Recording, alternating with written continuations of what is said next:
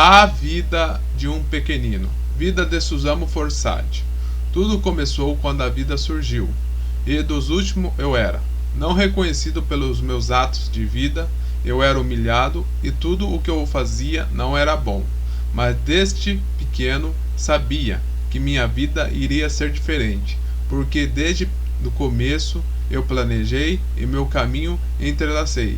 Eu chamado de louco, mas louco eu não era. Às vezes as pessoas podem me chamar de louco.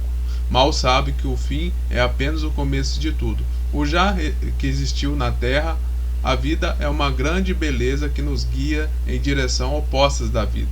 Quando estudava, gostava muito de brincar, e veio a consequência que ele reprovou de ano. Teve que fazer tudo de novo, e daí ele fez de novo, e passou. Na segunda série ele brincava e reprovou de novo, mas com um olhar mais sério, disse para si mesmo que iria se focar só no estudo e mais nada, e se transformou numa pessoa calada que guardava tudo para si. Ele, nesse tempo, morava numa casa de madeira com sua família. Seu pai era bravo, tinha medo do famoso fio branco, mas não se deixou abalar. Na terceira série, a sala era barulhenta, ninguém respeitava o professor. A bagunça era tanta que meus colegas apertavam os peitos das meninas, até que a diretora chamou a atenção dos alunos e chamou pelos seus e fui também, mas eu não praticava da bagunça. Eu puto da vida porque um colega ia fazer isso comigo. Na quarta série, ele encontrava dificuldade porque 2 meses sofria bullying por não se relacionar com as pessoas. Era 3 colegas de sua sala o atormentava e muito mais de sempre cabeça baixa ficava. Até que um dia ele se enfureceu e pegou um por um. Bateu nos 3. O responsável que fazia isso com ele apanhou dentro da sala e hoje ele é travesti. Mas ele, a cada dinheiro que ganhava, ele guardava e falou para a sala que um dia esse dinheiro seria bem aproveitado. Houve silêncio na sala. Sua mãe tinha passado no concurso público e encontrou ele no caminho de casa. E ela falou se ele queria que levasse ela à noite para o trabalho, ele aceitou. Sétima série. Esse ano, ele tinha 15 anos. Tive que passar a noite visto que estava estudando de manhã e no curso e trabalhar no período da tarde. Essa época foi uma correria, que só vendo. Tinha dia que quase não aguentava, mas aguentou firme. Esse ano seu avô tinha falecido. É um ano triste. Daí minha avó falou para os meus pais se queria eu ir posar na casa dela. Por 3 anos fiquei morando na casa dela. Oitava série. Estava mais relacionando com as pessoas, tinha notas melhores, bastante era considerado o melhor. Primeiro ano. Esse ano ele estava indo bem até o terceiro bimestre, quando o peso do mundo caiu sobre sua cabeça. Pela primeira vez teve um dia que chegou em sua casa, preocupado. Ele tinha um gravador e um livro em suas mãos. Começou a ler sobre Deus quando veio o inimigo de todos nós, Lúcifer, conhecido como Satanás. Ele começou a atormentar falando mentiras, tentando enganar, mas não conseguiu, porque eu sabia quem era ele. Ele disse, mas você tem que fazer o dízimo.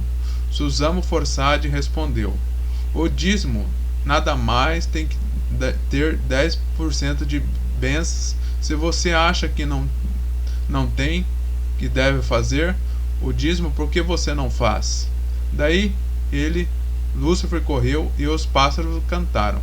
Lúcifer desde então, desse dia, vem atormentando Suzano Forsade. Com sua primeira enfermidade era numa sexta-feira à noite, ele ouviu um beija-flor e barulhos de enxada. Daí, com a atormentação, Suzano Forsade decidiu ir para bem longe. Correu e olhou para o céu e disse, Jesus, você errou?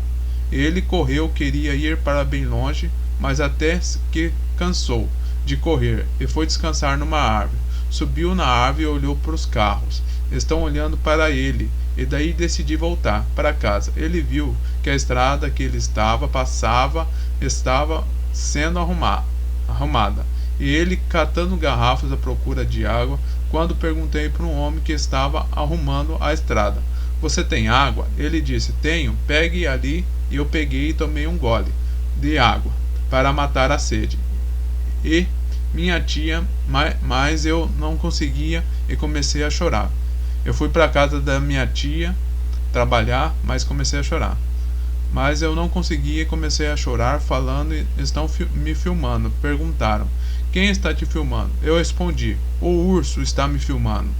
Eu estava em transe. Daí só lembro que eu fui no médico e lembro de ver todos os anos ao redor. E daí me encheram-me de remédio. 7 comprimidos. Precisei tomar um sossega-leão. O sossega-leão dormi por 3 dias. E os comprimidos engordei na base de 40 quilos. Eu fiquei mal por anos. O que eu sentia, perdi a vontade de viver. Isso que eu fiquei por anos, mas aos poucos fui me recuperando. Acho que as orações da minha mãe. Segundo ano. Eu voltei para a escola mais gordo, mas ainda não me dei por vencido. Minhas notas estavam boas ainda até o segundo bimestre, quando fui trabalhar numa multinacional, quando tive que passar de manhã para trabalhar à noite. Fiquei no período de experiência ganhando. Caí por terra pela segunda vez que estava lá, trabalhava, quando escutei as orações de Ave Maria, vi coisas que não quero citar. Daí cheguei em casa mal, estava escrevendo na parede, estava em transe quando tomei remédio de novo.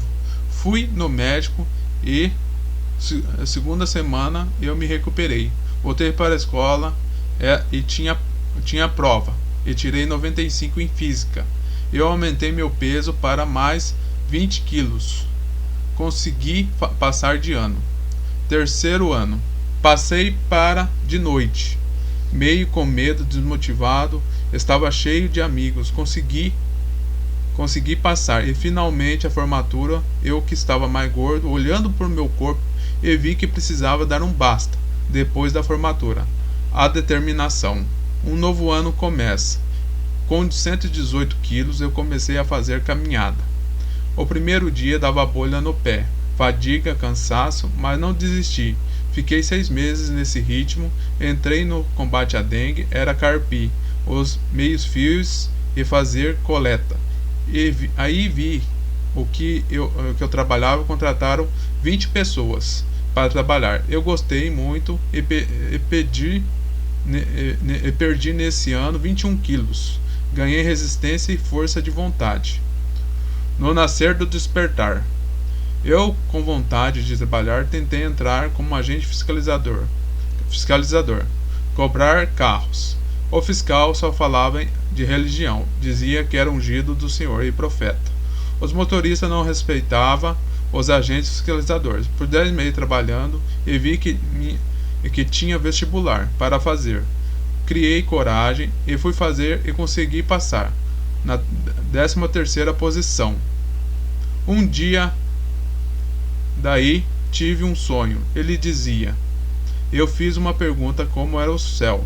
O meu corpo apertado ficava e eu vi sinos batendo. No trabalho, daí comecei a escrever do dia, do tempo, das coisas. Eu arrumei amigos na faculdade e indo de van de volta para a universidade para ouvir o Senhor falar comigo. Ele me disse um monte de coisas para mim. Eu acalmei, daí chegando fui dormir, quando caí em um sonho. Meus olhos sangravam e minha mãe me dizia adeus. Daí nessa semana Jesus estava falando comigo, falou um monte de coisas e eu escrevi o que ele me revelou. Susamo Fossati. Este é um guerreiro inato, que luta contra as injustiças da vida. Ele tem um coração muito bom e também age com grande sabedoria perante seus inimigos. Ninguém o reconhece, mas ele está sempre presente. Ele é um lutador, guerreiro e mestre brilhante. Sua vida foi sempre sofrida, mas de cabeça baixa ficava, até o dia de mostrar o verdadeiro poder. Suas habilidades são de alto nível, e seu caminho desconhecido, mas não tema ele, porque ele luta pela própria vida, que caminha mais e mais para a casa de seu pai. Jeová é Criador, nele habita a vida. Quem o segue sai semelhante a ele, pois ele é amor, justiça. Ele é glorioso, é eterno, é o Pai. Ele é sempre o meu Deus, pois tudo o que tem na vida é graças a ele. No meio do caos, eu encontro a harmonia. Em minha vida, Jesus mostrou o caminho para seguir. Então viva a vida da sua maneira. Se não o seguir, terá uma vida sofrida e cheia de sofrimento. Guerra, corrupções e idolatria. Os dinheiros cegam as pessoas que são livres para escolher, pois o inimigo quer destruir as pessoas, porque ele não ama como eu amo a eles. O meu batismo. Eu entrar para tomar banho, Jesus falou: é achado que você está pronto para ser batizado. Eu falei: agora o banheiro está imundo. Daí eu limpei Malemar, e ele me batizou e me deu as qualidades de todos os antigos autores da Bíblia. A libertação. Bem, com tudo que eu passei, o inimigo não ficou nada feliz. Na hora do almoço eu estava deitado lá na escada quando um colega falou. Ele leu um trecho da Bíblia e eu escutei a voz na minha cabeça. Dizia: vamos, tem que ser agora. Eu peguei e fui e cheguei em casa. Eu tinha que falar com o radialista. E daí eu não conseguia entrar em contato com ele. Daí fui na casa de minha avó e li a Bíblia e fui com a minha avó na igreja. Quando dei de cara com Lúcifer, ele espantou comigo, porque estava Jesus lá comigo e toda a frota dos anjos. Lá qualquer gracinha era seu fim. E soou o gongo. Jesus falava: ó Miguel. Lá eu caí na gargalhada. Lúcifer não sabia onde enfiar a cara. Meu objetivo era pegar e falar na frente. Como não tinha gravador, fui embora para casa. E Jesus disse: você venceu. Daí que a história fica interessante. Depois daqui, fiquei com a enfermidade pela terceira vez. Estava com sobrecarga do meu corpo e eu não podia pensar em nada. Meu espírito estava muito mais forte. Eu fui jogar meu jogo, veio um monte de jogadores que eu nem conhecia. Lá um mostrou uma casa e mandou por telescópio. Eu olhei e vi um cometa descendo. Não entendi na hora, mas chegou de manhã cedo. Daí eu era o Senhor Jeová. Ele falou: você fala, sabe, Jesus é o único Salvador. Eu falei alegremente: sei. Eu te dou um novo dom. Tenho os olhos de Deus e ele tem o cargo mais alto lá no céu, porque Deus falou: eu dou a quem me pede. E ele conseguiu ir no passos de meu filho. Ele é o ser mais perfeito na terra. Desde este dia estou vivendo de lutas, e Jesus em troca me deu duas tarefas: ter 20 filhos e salvar as pessoas. Uma tarefa eu já cumpri, dei os 20 filhos para ele, mas eu estava pensando no amor de minha vida, que eu conheci trabalhando em meu serviço. Eu vi algo de especial nela. Isto me encantou. Então aconteceu que eu descobri o amor de verdade. No dia em que fui procurar lá, eu esperei no lugar que ela almoçava, e meu coração apertado ficava cada vez mais e mais. Quando pensava nela, comprei um filme, era Alice nos Países das Maravilhas. Eu criei coragem e entrei no restaurante. Perguntei dela, o rapaz me respondeu: ela foi para a Inglaterra. Eu fui embora, disse, triste, e resolvi assistir o filme. E me dei conta que o filme foi feito na Inglaterra, e nesse dia eu comprei era 60 aniversário da rainha e do filme também. E ela se chama Ralissa. Daí me dei conta que ela é minha alma gêmea. É isso, pessoal. Valeu.